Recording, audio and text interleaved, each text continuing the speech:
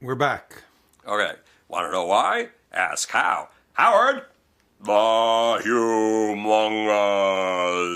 Oy vey. Okay, I'm here. I'm here with Gio Geller. Oy vey is right. Yes, our guest videographer who doesn't regard himself as a guest videographer because Gio likes to dialogue. And Gio has been falling asleep while I've been giving you Howard the Humongous episodes. Right, exactly. And I'm about to explain to Gio why he's been falling asleep. Here's the deal. When I am talking to you, I have lots of energy. But you don't. So you're falling asleep, and you're allowing me to monologue. If it were you who were doing all the talking and I had to stay silent, I would be falling asleep. Here's a little indication of that from research, the world of scientific research.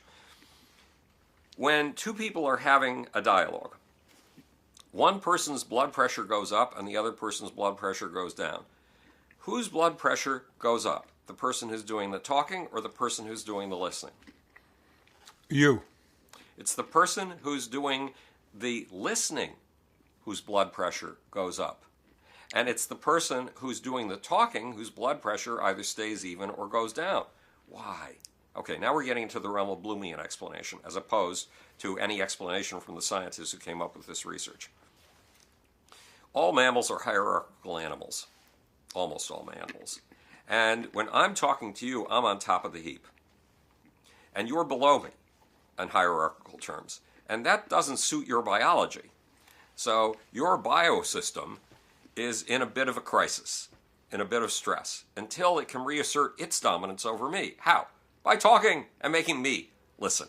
It's very simple. One day, and this is only about 3 months ago, I was asked to come out to California, to LA, to attend the opening of a movie by a man named Il-Chi Lee, who is the founder of something called Dawn Yoga. It's a huge movement. It grosses $250 million a year. It's supported by the United Nations, and it's supported by the Korean government. Il-Chi Lee is from Korea. And I'm not into yoga, not at all. I can't stand things that reflect that have any aspect of relaxation in them. They drive me nuts. But they invited me, and I sent them an email, and I said I can only come if I can bring my assistant. And they said, fine, we'll fly your assistant out too. So I went out. And I watched the opening, and they made a big fuss about having a guest from New York City. It was at the biggest movie theater in all of LA, and there was a very big audience. And all of a sudden, my picture was up on this giant screen as the special guest from New York who'd come out. And then, when the movie was over, Il-Chi Lee's staff, which is all Korean and wears suits and is very deferential, said, well, we might be able to get you a meeting with Il-Chi Lee himself. And they said it as if it's, whoa, this enormous gift, but, Il-Chi's just another human to me. And so I went up at 6 o'clock to Il-Chi's great big suite and met with Il-Chi. And Il-Chi, it turns out, has headaches. And unfortunately, I reversed roles with poor Il-Chi.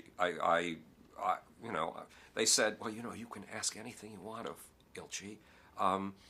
You can ask him about your health, and you can ask him about your future. And my inner system, the many inner me's that don't operate verbally, immediately went, that's my shtick, telling people about their future.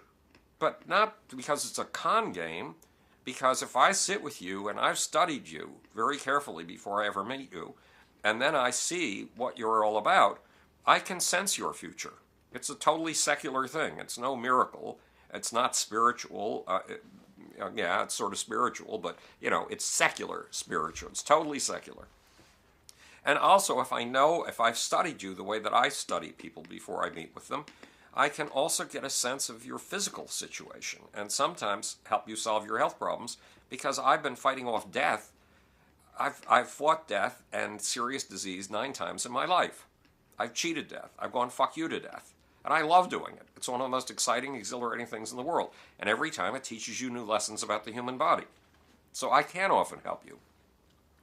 And when I went up to Il-Chi's suite, I turned the tables on him. I used the body gestures, the body language of dominance, not the body language of submission that all the Koreans had cued me to use.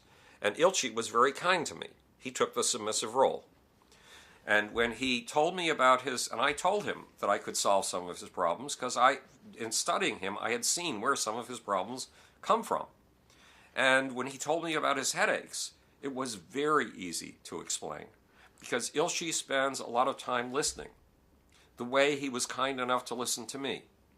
Ilchi is from that school of leadership that says the more silent you are, the more inscrutable you are. And the more inscrutable you are, the higher your stature. But that leaves you in a very vulnerable position. You have to listen while other people talk. Well, what happens to you when other people talk, especially if they do what I was doing in that room, using dominance gestures, body language gestures? I wasn't doing this to be mean, by the way. And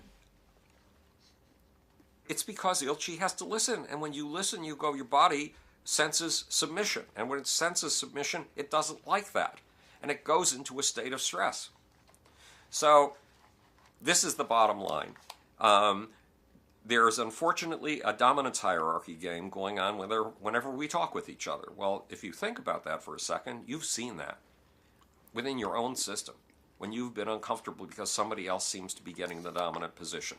And they're getting it with the way they phrase the things that they say, and they're getting it with their body language, and you need to reassert dominance when it's your turn to speak. So this is it. The dominance hierarchy game, the puppy game, remember, puppy games are about one puppy getting on top of another and the other puppy rolling over on its back and submitting. The dominance games and how they affect our biology and the process of normal human communication. This is Howard the Humongous with Geo Geller, who right now is munching on nuts. And it's because he is nuts. Yes, coming to you from the future. But we're not finished yet. Yeah, but coming to you from the future, it's your job and my job to make. And, okay. So, shall we start another tape? No. Okay, we can't start another tape. Okay. Gio has a question. Gio has to reassert dominance. Go ahead. No. Yeah. I'm a documentary filmmaker. Right. The art of talking, Right. of being a good talker, Right. is being a better listener. That's true. You have to listen.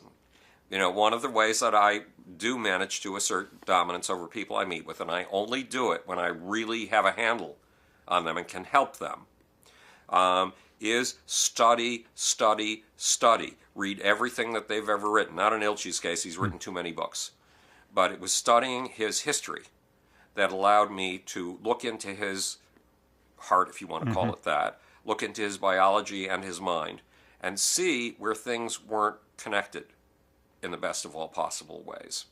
And I used to do that with John Mellencamp and Michael Jackson and Prince and Bob Marley and all kinds of people in the music industry. My role was as a secular shaman.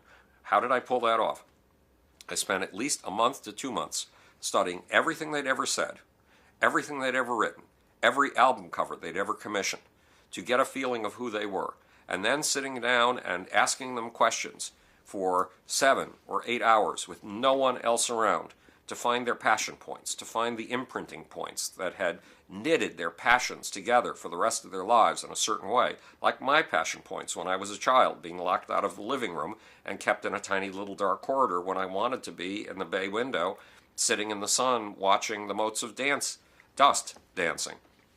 All of them had some experience like that, several experiences like that, that formed who they were and made the nonverbal self that wrote their lyrics, that wrote their melodies, and that especially took them over as if they were puppets and danced them on stage, giving them an almost out-of-body experience. I wanted to find that nonverbal self that expressed itself through their art and introduce it to the verbal self that knew how to say, hello, how are you? Fine, thank you very much.